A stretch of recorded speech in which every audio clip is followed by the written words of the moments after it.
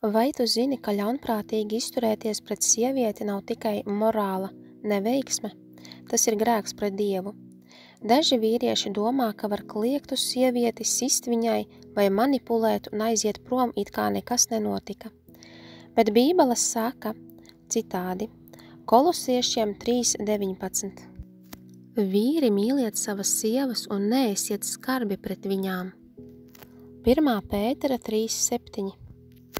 Tāpat vīri sadzīvojiet prātīgi ar sievu kā ar vājāko radījumu, godājiet viņas kā tādas, kas ir žēlastībā dotās dzīvības līdzmantinieces, lai jūsu lūgšanas netaptu traucētas.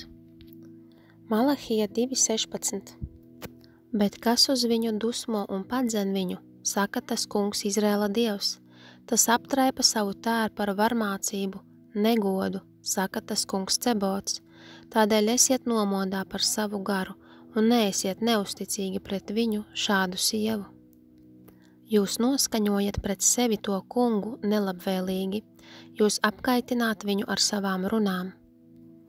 Dievs ienīst šķiršanos un vīrietis, kas apslēp sevi ar vardarbību, un katru cietsirdīgu, nežēlīgu vārdu, katru draudu, katru klusu, kontroles darbību, Dievs to visu redz. Sāpinot sievieti, tas ir ne tikai salaužot viņai sirdi, tu pretojies Dieva sirdī, un tas ir sods, ko neviens vīrietis nevēlas sastapt. Īsts spēks atrodams pazemībā, un sargāšana nav dominēšana, mīlēt kā Jēzus mīl. Sieviete, kas dzied šo, tu neesi aizmirsta, Dievs tevi redz, un viņš cīnīsies par tevi.